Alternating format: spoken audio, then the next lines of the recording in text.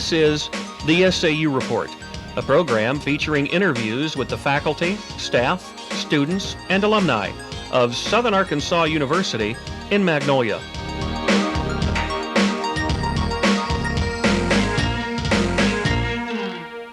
Hi, and welcome to this edition of the SAU Report. I'm Tina Davis. And I'm Kezzie. Today we'll be talking to SAU alumnus Bwerani, who is employed at the Department of Human Services here in Magnolia. Thank you for coming. Thank you. Why did you decide to attend SAU? Well, Kezzie, it was strictly by chance. My plans were to attend college in Grambling State University, but what happened December 25th of '92, I was in a very bad car wreck and I was pretty badly injured, and so my plans of going to Grambling were diminished, so I ended up coming to school here in Magnolia in '93. Well, could you tell us what your major was and your minor also? My major was psychology and my minor was broadcast journalism. The reason why I chose psychology was I knew I'd always been a people's person and I dealt very well with working with others, so I felt the need I would do my best work in psychology. Was your transition from college to the job world difficult, or was it easy? Well, I would say it was kind of in between because you didn't have that financial aid help anymore. It was basically go out, work, get a paycheck, and pay your bills instead of maybe getting a loan or getting a grant or something that would kind of like help you along the way. But I made it so far, but it has been a struggle from time to time. But for the most part, I made the best of it. Okay, since you mentioned you work at the DHS, could you tell us what made you choose that field, and since you were a psychology major? Well, before that happened, I worked for South Arkansas Youth Services here in Columbia County, and during my time work there, I worked with troubled teens, youth, with what I do now, and children who are in foster care also. And I really did enjoy that, but I sidetracked myself and I took a job in El Dorado working for a packaging company, which I later on felt that I didn't want to go into that line of work. So I applied for a job here working for the Department of Human Services, Division of Children and Family Services. And I got the job in November. And I've loved it ever since. I mean, it's a lot of paperwork involved, a lot of time consuming. Like I said, 24 hours on call, life, death situations you may be going into. But it's fulfilling. It's very fulfilling. Do you feel that SAU prepared you for the job world? It did more than prepare me for the job world because I have my psychology professors to thank for it, and also my broadcast journalism professor to thank for it, Professor Reprit. He also was very instrumental in helping me with a lot of things. For the simple fact, he gave me a lot of interviewing skills and things of that nature. Could you tell us what your duties are at the DHS office? Well, I have a variety of duties. I'm also, I work with the courts. I represent clients who are in foster care. My duties could consist of, like I said, being on call 24 hours a day, 7 days a week. And mostly it's a lot of things involved with, like I said, it's a lot of paperwork involved because you have to dot your I's and cross your T's to make sure that every end and every aspect of your job is taken care of, because if you're not, you'll mess around and things will come back to haunt you. That's what you don't want to let happen. So like I said, with my involvement with the department, it's very intense, and it's a lot of after hours work too. But like I said, also, I would recommend that if it's something that people would like to do, get involved in it, because it is something that is our future. It's tomorrow with our children. And unless somebody stands up and takes on the hope of those reins, who else is going to be there to do it? Okay. I also know that you used to host SAU programs also, and you interviewed Governor Huckabee in '97. Could you tell us what your experience was like when you did that? That was a very wonderful full experience for me. Professor Rifford gave me the opportunity to go along with a couple of other SAU students to interview Governor Huckabee. And during this interview, we had a chance to meet with Governor Huckabee, talk with him, and ask him some questions about the state, where he see how he was going to lead the state into the new millennium, and things of that nature. But off camera, Governor Huckabee is really a nice person. He really is, and I think more people should probably give him a chance to do his job, because he is a nice person to work with. He's down to earth.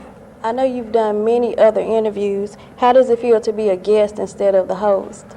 Well, honestly and truthfully, I'm nervous right now. I mean, I can sit up here and say that, ha ha, because for the simple fact that when I was the one doing the interview, all I did was ask the questions. I never did have to ramble on and on and on with an answer. So y'all are the lucky ones right now. Let's go back to your job. What process did you go through to be hired by DHS? Well, I got kind of lucky. Some people, it's a very long and lengthy process, because when you're dealing with the state, they want to make sure they have the best person applicable for the job. They don't want to put, a person who's going to get in there and already mess up or maybe corrupt the system or just not take care of the business at hand. Like I said, I applied, and like I said, I was called, I'd say maybe about a month later, and I interviewed with my present supervisor, O.J. Freeman, and which the interview went well. He told me that I was on the top of his list, and I was hired, and I'll say about 2 months later, I went to what we call core training. And during this core training, which lasts about a month and a half, you are given all kind of scenarios of situations that you might have to deal with on the job. Some of them could be life-threatening, some of them could not be. But it's just different situations they throw at you just to see how would you respond to them and react. Okay. What does a normal day consist of for you? Well, my normal day usually consists of handling paperwork, phone calls, getting in contact with foster parents, making sure that the clients are doing well in school, making sure that they're going to school and all their needs are met with that client and that foster parent, because not only do we want to take care of that child, but we also want to make sure we are giving the most available resources to that foster parent, because if it's not for that foster parent, where would we be? So so everyone needs each other.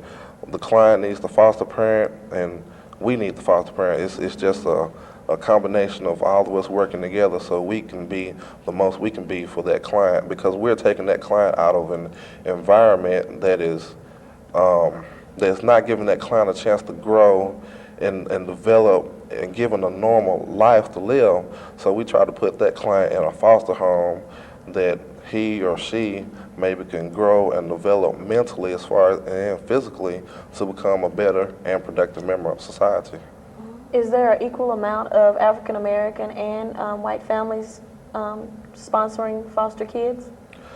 I'm not really sure about statistically wise, but here in Columbia County, we have more African American foster families than we do white foster families. Okay. Is that serving as a problem with, as you say, maybe if you have white kids, does that serve as a problem for someone to take them, or does the African American families take those and feel happy about that?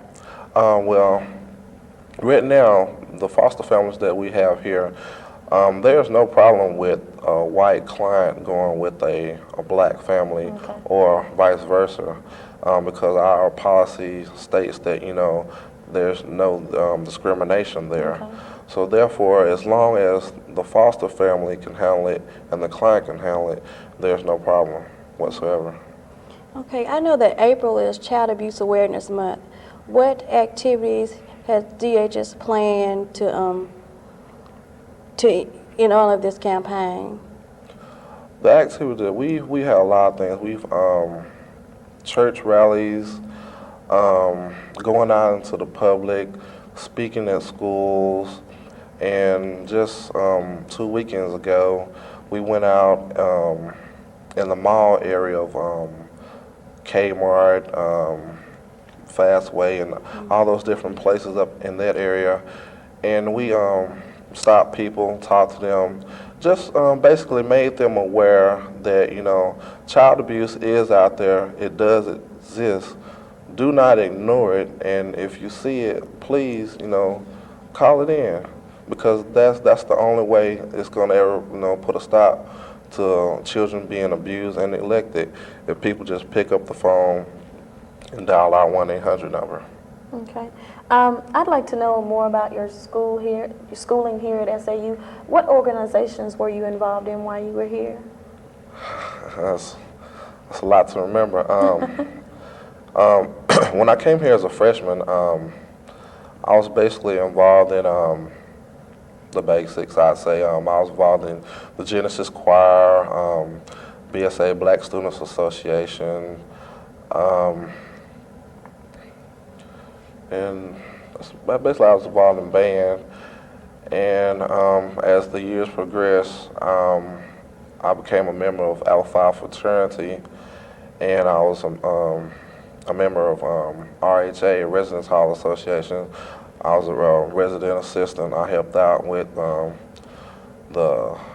people, the students in the dorms, and just a whole host of things that I was involved in. It was so many I can't remember them all. Well, that's fine. That's enough.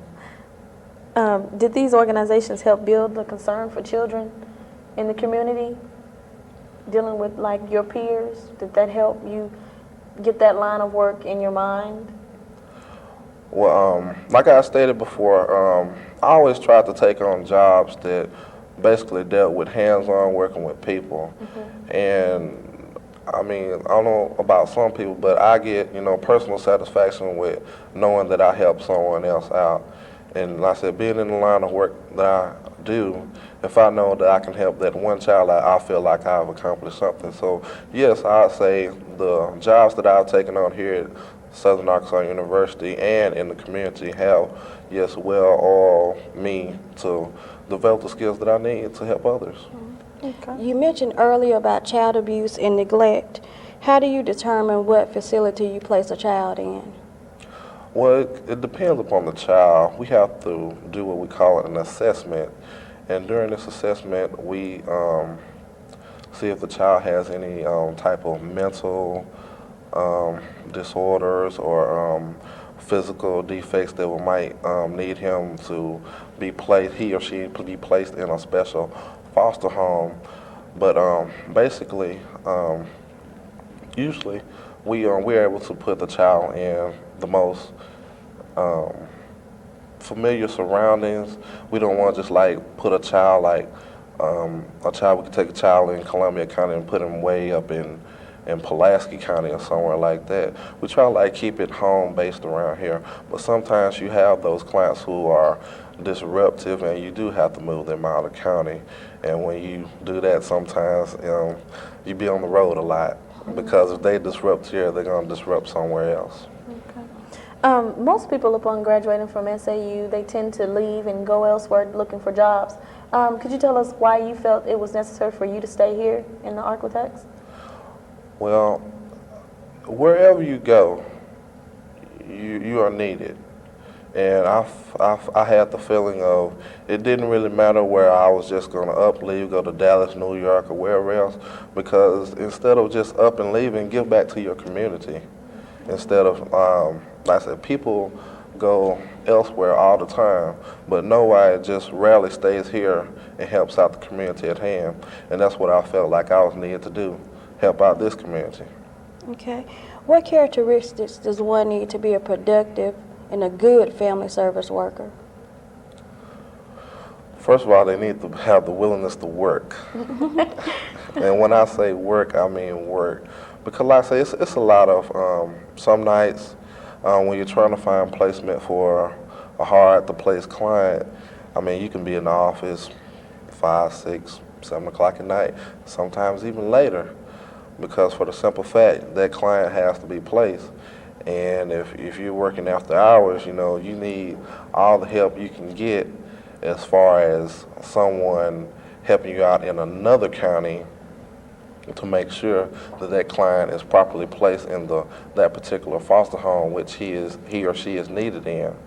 So like I said, it's a lot of characteristics that go into it. You have to, like I said, be willing to work, work long hours, be dedicated to the job, be dedicated to your client, because like I said, you taking these kids out of harmful environments, and you have to be down on their level. You have to be sincere and wholehearted, and making sure that they don't feel a falsehood. You know, I can sit up here and smile at you, but in the back of my mind, I could hate you. Yeah. And kids pick up on that. So you have to make sure that you're right on that level, because if you don't, you're never going to connect with them. You're just going to draw them further apart from you. As being a new father, I know you've probably seen different things in the field when you go to work. Could you tell us some of the things you have seen that you wouldn't want to repeat in your child's life? Well, that's being a new father. Basically, I just would like to be there for my daughter.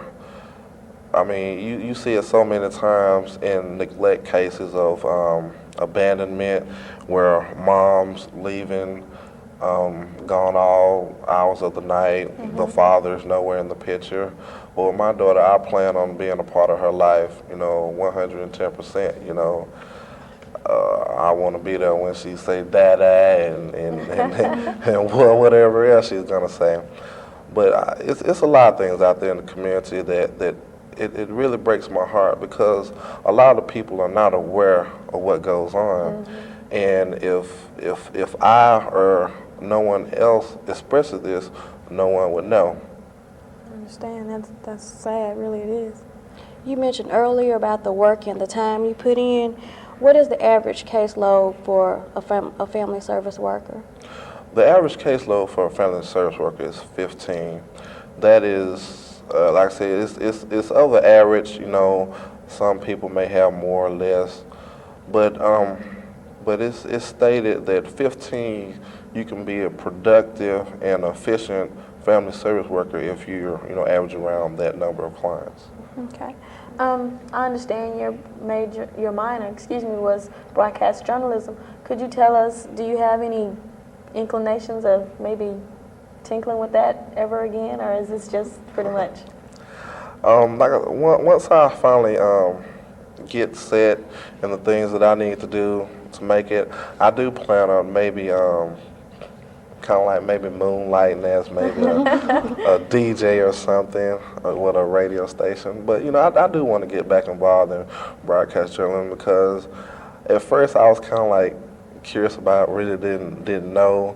But like I said, Professor Repper, he really turned me on to this field, and I've enjoyed it ever since. I kind of miss it. What does it feel like to be behind the scenes and working, you know, on camera maybe, or do you excite more behind the camera or on camera? Is that something that? Well, I'm a little camera shy, so I like, you know, working kind of like off camera, because like I said, you basically know what all entails, what all you have to do as far as like cuts, the times, and you know the time, you know the amount of time you put into doing the work. So I like behind. But now, if I do get in front of the camera, I will make the best of it. You seem pretty relaxed now, but with such a stressful work environment, how do your coworkers take the pressure off you? Well, in my office, we are a family. We have to be a family. We laugh, we joke about issues, because if you don't, you'll let your job get next to you. You'll start developing gray hairs, which I'm already developing already on the job. But basically, you have to be a family. You have to talk about these situations, and I'm not saying like make a serious situation a joke, but make it to the point where it's not a joking matter, but something you can be relaxed to talk about, and then go back and try to figure where you can try to solve and help this client out of how to help them out. See, so we got to stick together, because if we don't, it's going to fall apart. Okay. Well, I know you mentioned some of the professors here. Could you tell us who were your mentors, maybe here at SAU? It was so many.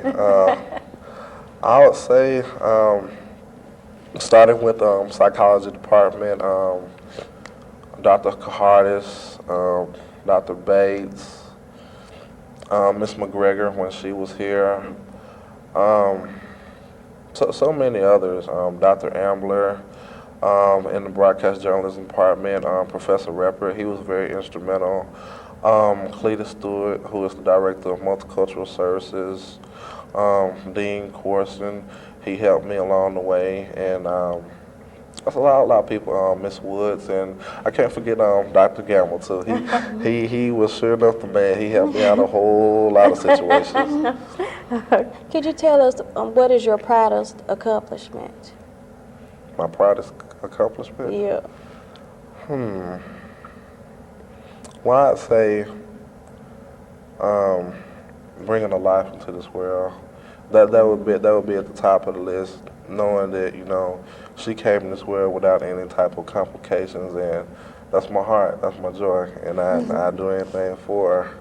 But as far as like work related, I would say is I have the satisfaction of getting up in the morning and going to my job and saying, hey, I love it, I'm in it, I'm doing it.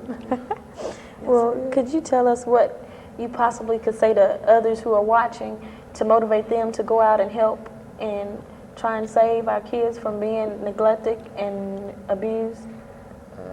Well, I'd just say that, I'll say once again, child abuse is something that's out there. Do not ignore it. Do not turn your head, do not turn your ears away from it. If you know of any child out there that is being abused, being neglected, please call the 1-800 number and let our central registry know, so we can go out and assess these situations, because you never know, you might save this child's life. And unless you take action, that's just another statistic, another child that could be beat senselessly, gone to his or her grave that you could have saved. Well, you gave me the 1-800 numbers. I'd like to give those to you now. That's 1-800-893-5396 for anyone interested in being a foster parent. And the other number is a child abuse hotline. It is 1-800-482-5964. And as far as everything else goes, I see you have so many accomplishments. Your fraternity, does that help you become the success you are today? Did that help show you unity and brotherhood? Yes, our fraternity stresses leadership, and in the type of world we live in today, you have to be a leader. You also have to be a follower, because you can't get nowhere. You have to follow someone one time in your life or another. You have to be a follower. But what my fraternity instilled was to go out and be the best person that you can be. Don't always, be on the back burner. Step to the forefront. Make a name for yourself. Make a position. Do something for yourself to uplift yourself as well as the fraternity that you stand for. Well, that's all the time we have. I'm Tina Davis. And I'm Kezzie Rudd.